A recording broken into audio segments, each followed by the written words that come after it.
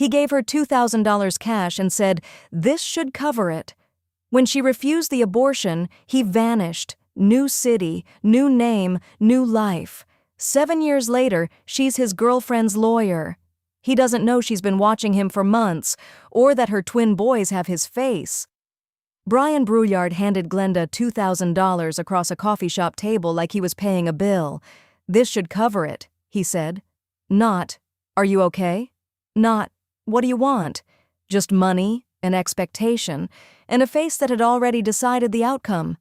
When Glenda said she was keeping the baby, Brian's expression went blank.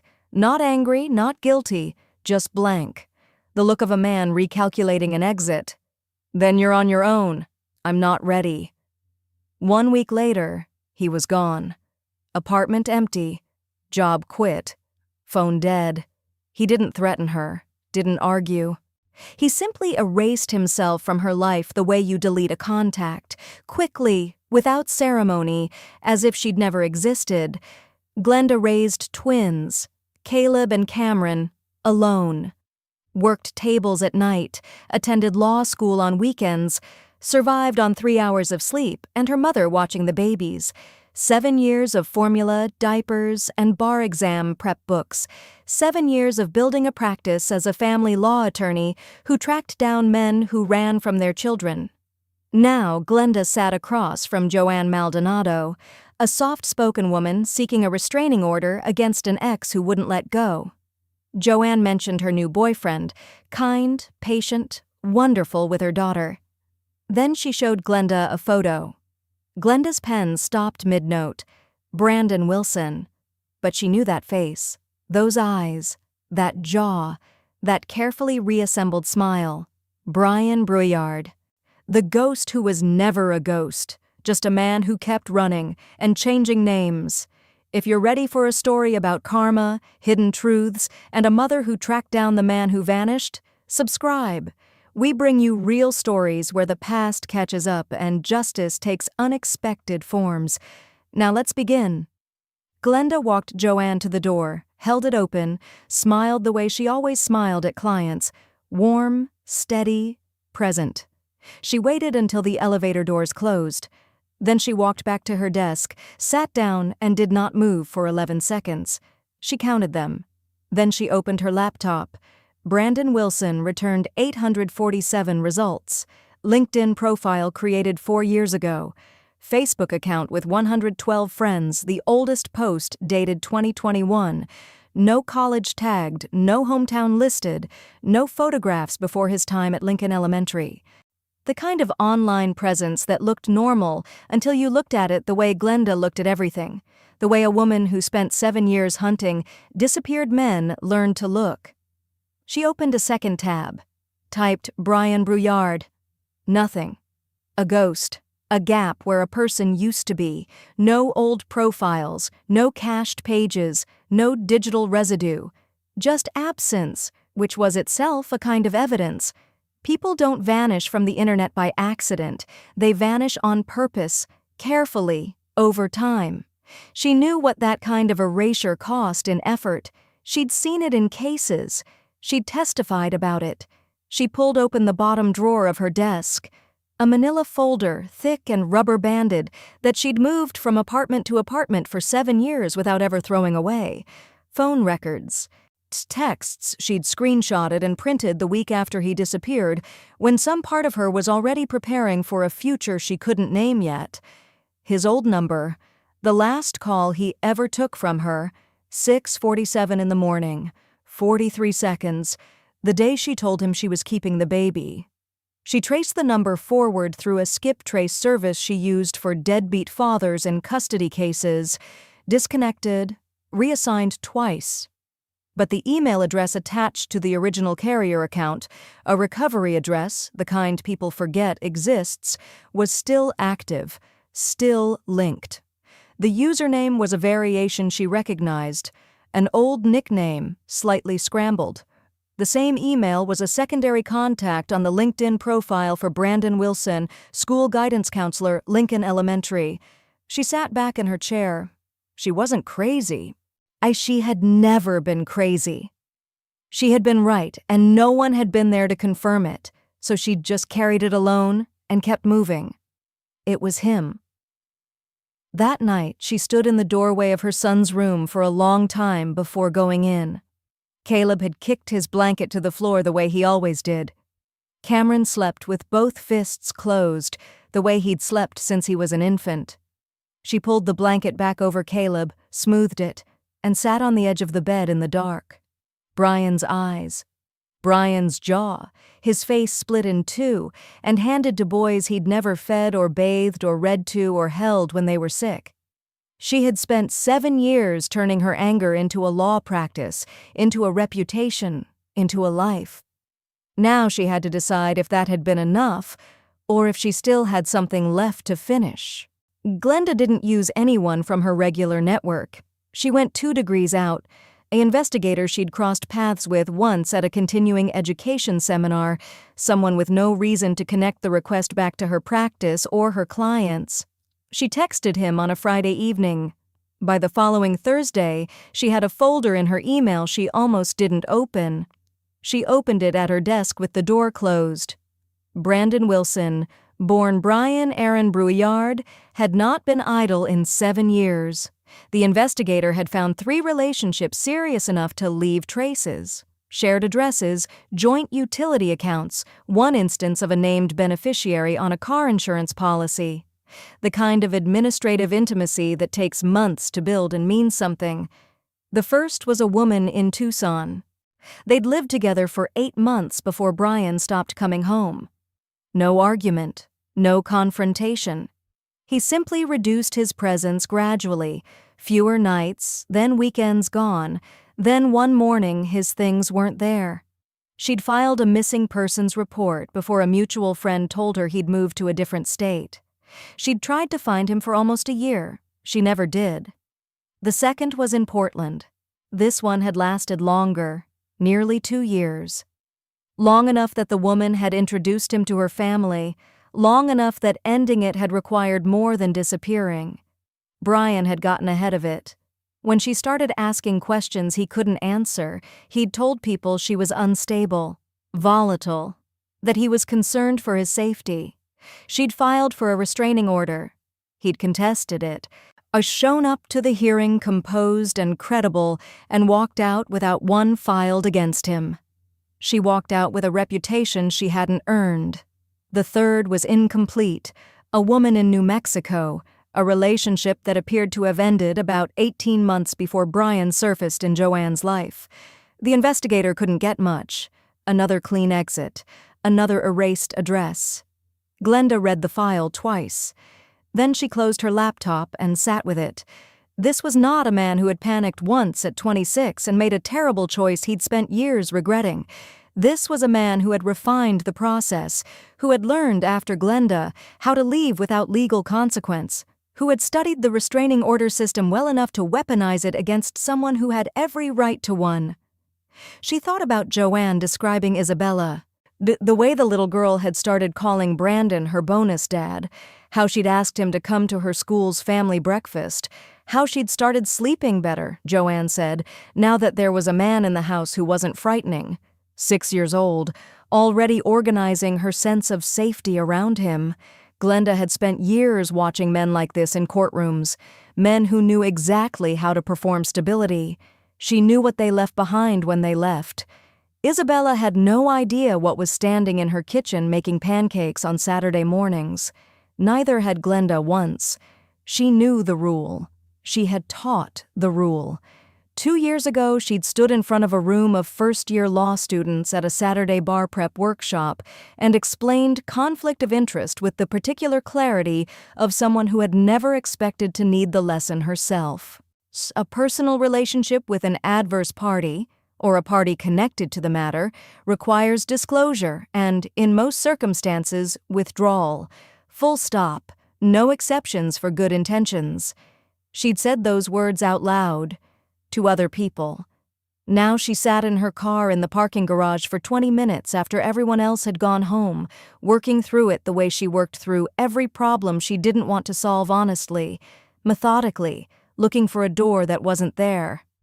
The next morning, she knocked on Marcus's office doorframe. He was eating a sandwich over a deposition transcript and didn't look up. She sat across from him and framed it carefully. Hypothetical. You're representing a client on a straightforward restraining order case. Mid-process, you discover that your client is romantically involved with someone from your personal history, someone you have reason to believe is not who they're presenting themselves to be. Do you disclose or withdraw? Marcus put down the sandwich. He looked at her the way he always looked at her when she was doing the thing she did, the thing where she already knew the answer and wanted someone to give her a different one. You tell the client or you quit the case, he said. That's it. Those are the two options. What if telling the client causes harm to the client? That's not yours to calculate. What if withdrawing leaves the client without adequate representation at a critical moment? Glenda. He said her name like a period. Those are reasons. They're not exceptions. She nodded, thanked him, called it a hypothetical. She did not tell Joanne. She did not withdraw. She told herself it was because Joanne needed her, because no other attorney had the full picture, because walking away meant leaving a woman and a child exposed to a man whose pattern she now understood better than anyone. She built the argument carefully, and it held up under most conditions. It didn't hold up at 11 o'clock on a Tuesday night when her mother was still at the kitchen table after the boys had gone to bed, turning a mug of tea in her hands with the particular patience of a woman who had been waiting to say something for a long time. When are you going to find him? Her mother asked. The boys are getting older. They're asking questions. I don't know where he is, Mama. She had been saying that for 7 years. Her mother had probably believed her for the first 2. You don't know, her mother repeated, gently, in the tone that meant she was choosing not to call it what it was. No, Glenda said, I don't know. The lie had never been heavy before. It had been a decision, practical and clean, made once and maintained. But that night it sat differently, thicker, with edges. She washed her mug, said goodnight, and walked past her son's room without stopping. She already knew where he was. She knew his schedule. She knew what school he worked at and what car he drove and which coffee shop he stopped at on Wednesday mornings. She knew exactly who he was pretending to be. The question her mother was actually asking, the one Glenda had no answer for, was what she planned to do about it. The courtroom was small, one of the auxiliary hearing rooms on the 4th floor, a wood paneling that needed refinishing, fluorescent light that made everyone look slightly unwell. Glenda had been in this room 14 times. She knew where the AC unit rattled and which microphone cut out if you stood too far left. She did not know, until he walked through the door at 9:08, how her body would respond to seeing him. He came in behind Joanne, one hand at the small of her back, guiding her the way men do when they want a room to register their presence as protective. He was dressed well. Dark slacks, a gray button-down, no tie. The specific calibration of a man who understood that a tie would look like he was trying too hard. He'd filled out since she'd known him. Broader through the shoulders, a little gray at the temples that he was probably told looked distinguished. He scanned the room the way people do when they enter unfamiliar spaces. His eyes passed over Glenda completely. Not a flicker. She was standing 8 feet away at the plaintiff's table, and he looked at her the way you look at furniture, registering presence, assigning no significance, moving on. She watched him find 2 seats in the gallery, watched him lean over and say something quiet to Joanne that made her exhale, watched him squeeze her hand once, and settle back like a man who belonged wherever he sat. Glenda turned to face the front of the room. She had prepared for anger. She had not prepared for the specific quality of this, the absolute ordinariness of him. He was not nervous. He was not performing calm. He was simply calm, because as far as Brian Brouillard was concerned, there was nothing in this room that threatened him. Glenda Crutcher had ceased to exist 7 years ago. He had deleted her the way he deleted everything, completely, without ceremony, and moved forward into a life she was not part of. She had thought about this moment for years without knowing she was thinking about it. She had imagined confrontation, Recognition, the moment his face changed. She had not imagined invisibility. The hearing ran 40 minutes. Glenda was precise and prepared, walked the judge through the documentation methodically, kept Joanne steady on the stand when her voice wavered. The order was granted. 500 feet.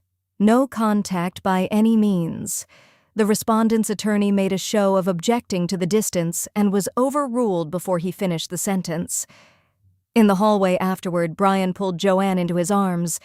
She pressed her face against his shoulder, and he held her with the easy confidence of someone who had done this before, comforted women through hard things, positioned himself as the stable one, the safe one, the one who showed up. Glenda stood 12 feet away and watched him perform it. He was good. That was the thing she hadn't let herself fully reckon with until now. He wasn't a villain who telegraphed his nature. He was fluent in exactly what women needed to hear and see and feel. He had practiced on someone before Joanne. He had practiced on someone before that woman in Portland, before the woman in Tucson, before all of them. He had practiced on Glenda. She gathered her files, shook Joanne's hand, said the things she always said after a successful hearing: what to document, what to report, what to do if he made contact. She did not look at Brian again. She didn't need to. She already knew exactly what he was. The email came through Marcus's attorney, which made it technically legal and entirely transparent in its intent. 3 paragraphs of careful language that amounted to, "My client would like to meet with you privately regarding information pertinent to your client's current romantic relationship." Glenda read it twice, forwarded it to her own file, and called the attorney back within the hour. She did not meet with Marcus. She made that clear in the first 30 seconds. What followed was a 20-minute conversation she stayed in only because she needed to understand the shape of what he had. He'd hired someone good, better than the investigator Glenda had used, or at least more aggressive, someone who had pulled financials. I traced lease agreements across 3 states, built a timeline that mapped Brian's movements going back nearly a decade. Marcus didn't have all of it yet, his attorney said, but he had enough. The name changes, the pattern. 2 women who'd agreed to speak on background about how it ended. In exchange, Marcus wanted the restraining order challenged. Not overturned necessarily, just delayed, questioned, made to look procedurally uncertain. Enough to give him room, enough to get back in front of Joanne. "Your client is being deceived," the attorney said with the particular tone of a man who knew he was making a bad argument and had been paid to make it anyway. "Doesn't she deserve to know?" "Your client is subject to a valid court order," Glenda said. "This conversation is being documented. If Marcus makes contact with Joanne directly or through any intermediary, including you, I will be filing for contempt by end of business the same day." She hung up. She sat with it for a while. The information existed. Someone else had it, was holding it, would eventually use it for his own purposes regardless of what Glenda did or didn't do. A stalker had accidentally assembled the evidence she needed. The wrongness of that was not subtle. She called Joanne that afternoon to flag that Marcus was still attempting to interfere. Not the details, just the fact of it. Enough to keep her alert. Joanne listened carefully, thanked her, said she wasn't surprised. Then she said, "Brandon wants me to meet his friend from college this weekend. He's been so steady through all of this. I don't know what I would have done without him." Glenda made a sound that functioned as a response. "He actually brought up the adoption again last night. For Isabella." Joanne's voice had a quality Glenda recognized, the careful brightness of someone who has wanted something for a long time and is only now letting themselves believe it might happen. He said he doesn't want to wait, that he already thinks of her as his. Glenda said the right things, warm, measured, professional. She asked a few questions about the restraining order compliance, confirmed their next check-in, and got off the phone. Brian was about to sign legal documents declaring himself a father for the first time. Caleb and Cameron had a dentist appointment on Thursday. She stared at her desk for a long moment, then opened the next file in her queue and kept working. It was the only thing she knew how to do with feelings she couldn't afford to have at her desk. Joanne brought Isabella on a Thursday, a scheduling collision. The sitter canceled, school was out for a teacher workday, and Joanne needed to drop off signed documents before the weekend.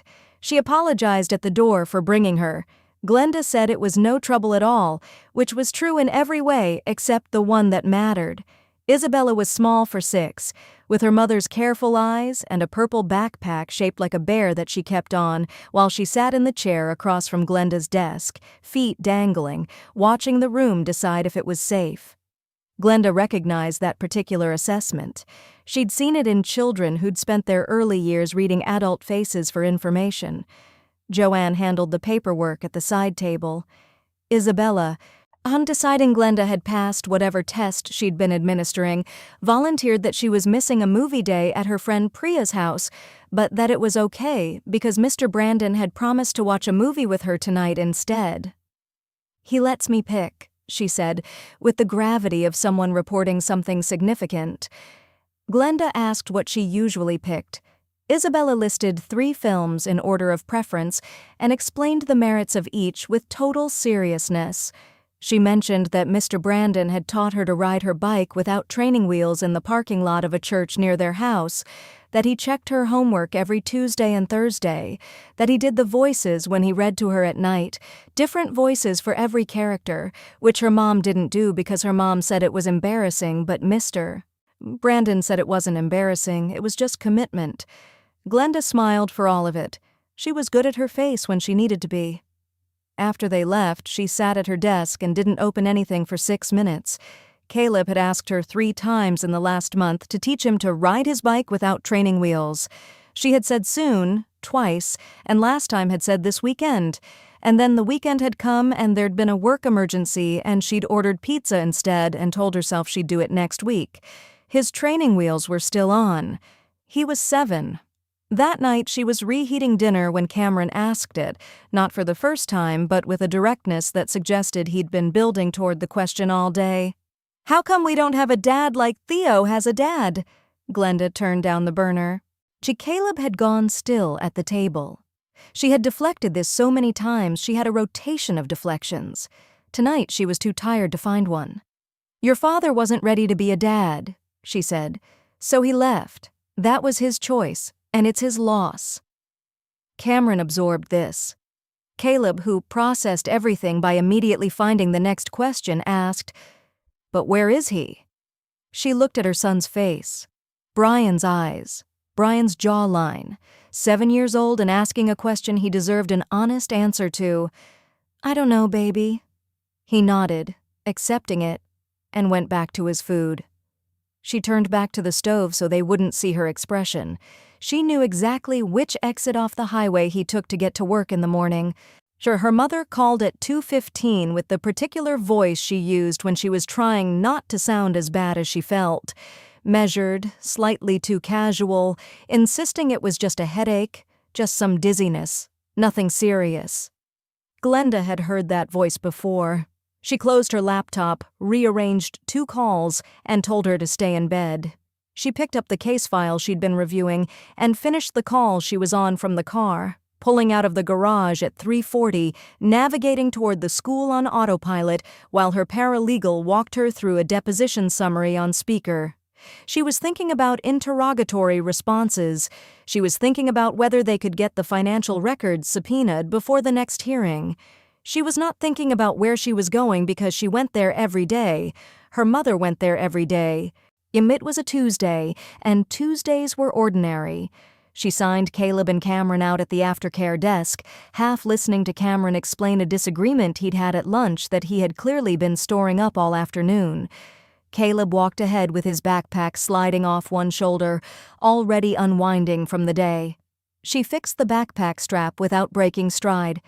They pushed through the side door into the late afternoon. She saw Joanne before Joanne saw her. Joanne was 20 feet away near the bike rack, crouched down to Isabella's level, adjusting her jacket zipper. When she stood and turned, she found Glenda already looking at her, and her face opened into the expression people use for pleasant coincidences, slight surprise, immediate warmth. She raised her hand. Glenda raised hers back. And then Joanne's eyes moved. And the way eyes do when they're being friendly and inclusive, dropping naturally to take in the full picture. Her attorney and whoever her attorney had with her. 2 boys, 7 years old roughly. The one with the sliding backpack and the one still talking. The wave finished, but Joanne's hand didn't quite lower. It stayed in the air for a moment, forgotten. Glenda watched it happen, watched Joanne's face do the thing she had never wanted to watch anyone's face do. The confusion first, a half-second of innocent puzzlement, the kind you feel when something almost makes sense but doesn't yet. And then the recognition landing. Not gradual, sudden. The way you recognize something you've been looking at for months in a completely different context, in a place it has no business being. Joanne had been looking at Brandon Wilson's face across a pillow and a dinner table for the better part of a year. She knew that jaw, those eyes, the particular way the features arranged themselves. They were looking back at her from 2 7-year-old boys in a school parking lot. Isabella said something. Joanne didn't answer. Are those? The sentence didn't finish. Couldn't. Glenda had rehearsed nothing for this moment because she had never believed it would happen this way. She had imagined controlled disclosures, careful conversations, the right words chosen in advance. Not this. Not a Tuesday afternoon with her sons arguing behind her, and the sun at that flat autumn angle that made everything too bright. She looked at Joanne's face, at what was already breaking there. His sons, she said. Caleb and Cameron. He's their father. Joanne made the call with her back half turned, one hand pressed flat against the side of her own car like she needed something solid. Isabella had been guided to a bench near the entrance by a reflex of good mothering that Glenda suspected Joanne wasn't fully conscious of. Just the automatic act of moving her child out of range before she knew exactly what she was moving her out of range from. The call lasted 9 seconds. Come to the school. Now. She didn't answer whatever he asked, just repeated it and hung up. The 3 of them waited in a configuration that had no name. Glenda with her sons close, Joanne facing the parking lot entrance, Isabella on the bench drawing something in the condensation on a window with one finger. Nobody spoke. Cameron had gone quiet in the way children do when they understand that adult silence has weight. Brian's car turned in 14 minutes later. He parked badly, half-crooked, the way you park when someone has called you with a voice that didn't explain itself and your mind has been running scenarios the whole drive over. He came across the lot with his jacket open and his face set to concerned, ready for an emergency, ready to be useful, already composing the expression of a man who shows up when it matters. He saw Glenda first, because she was standing in his direct line of sight, and his brain hadn't yet told him to look for her. The recognition didn't come immediately.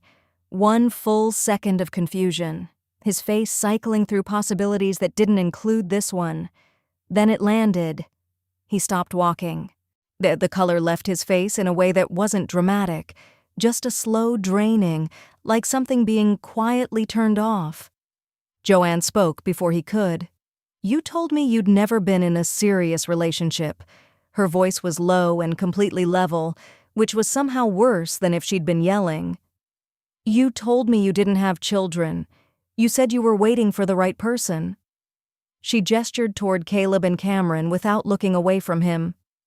These boys are 7 years old, Brandon. Or should I call you Brian? Joanne. He said her name like a hand reaching for a railing. I was young. I wasn't ready. It was a mistake. I made a mistake. You're making the same mistake now. She cut through it cleanly.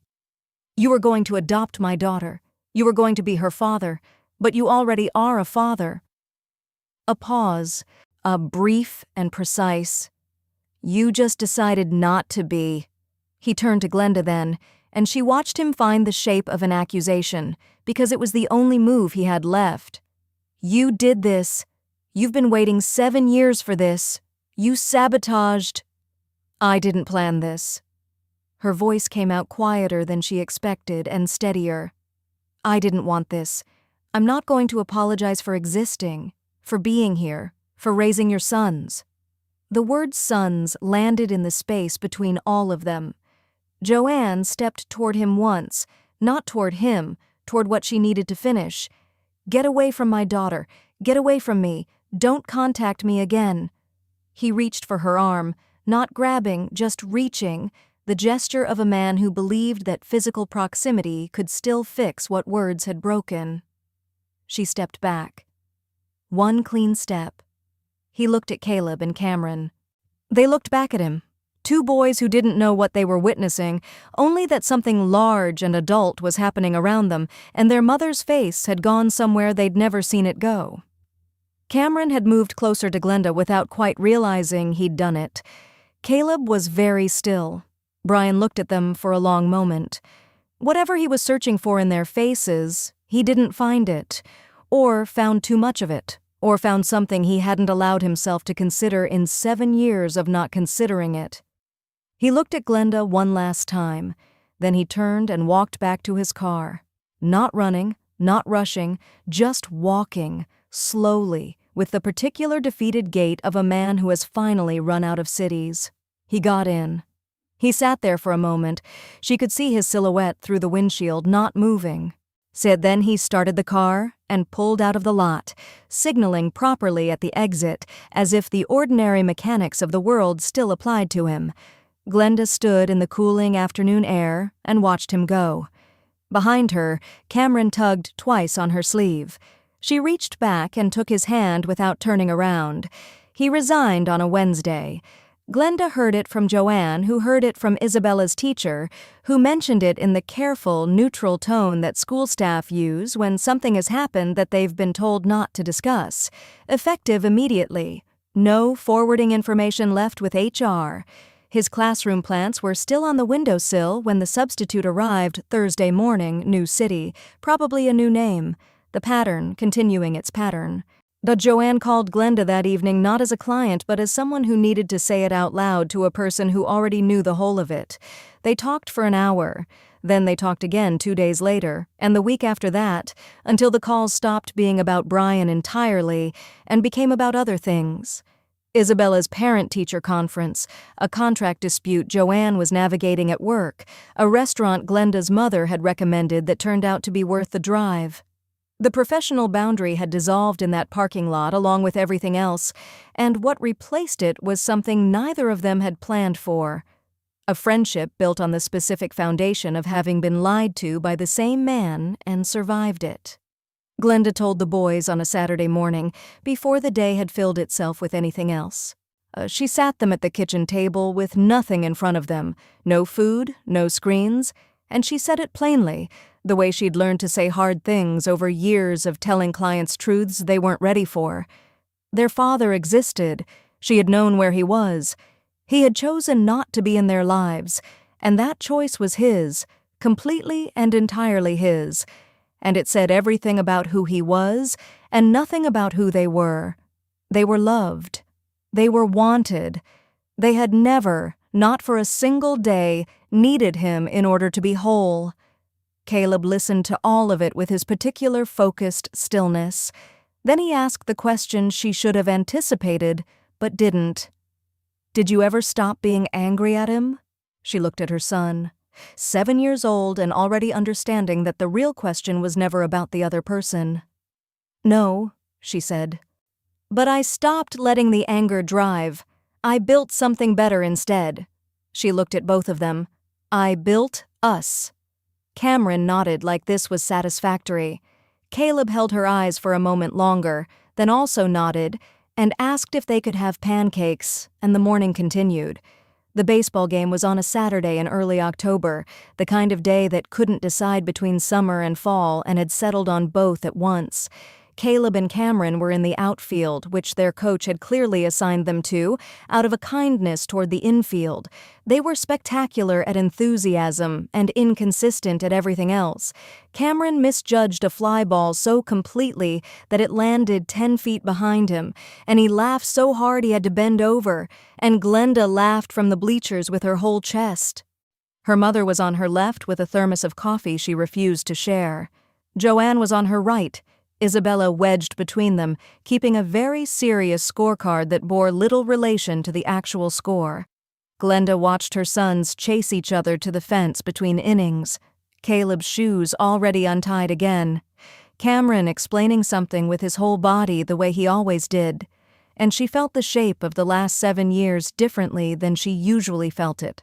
Not as a long damage, not as a sentence she'd served, but as the distance between who she'd been in a coffee shop at 24 and who she was right now in the bleachers, in the October light, with people she loved on either side of her. Brian could be anywhere. He probably was. Another city, another school. In another woman who believed the version of himself he'd constructed for her. He would carry the weight of what he'd left behind without ever fully naming it, pressing against him every time he got close to something real and felt beneath the warmth, the old pull toward the door. She had spent 7 years finding him in every deadbeat father she represented. She had tracked him through other men's cases, punished him in other courtrooms, looked for his face in the files that crossed her desk. She understood that now in a way she hadn't been able to before the parking lot, but Caleb and Cameron had never needed him. They had needed her. They had needed her mother, and the stability of a home where someone always came back, always answered, always stayed. They had needed consistency and presence, and someone who showed up even exhausted, even underpaid, even running on 3 hours of sleep and sheer determination. They had gotten all of it. From her. Only from her. Brian could change his name 100 times. He could not change what he'd forfeited, or what she'd built in the space his absence left, or the fact that 2 boys in mismatched baseball uniforms were losing a game joyfully in the afternoon light, and did not, in this moment or any other, need him to be happy. Caleb caught a ball. By accident, she was nearly certain, but he caught it and he looked up at the bleachers immediately to find her face, and she stood up and cheered loud enough that the parents around her turned to look. He grinned. Brian's jaw. Her name. She sat back down and Joanne handed her a coffee from a second thermos she'd apparently been concealing, and Glenda's mother pretended she hadn't known about it, and Isabella read the scorecard aloud to no one in particular, and the game went on. They don't have his last name, she thought, watching them. They have mine. And that is exactly how it should be.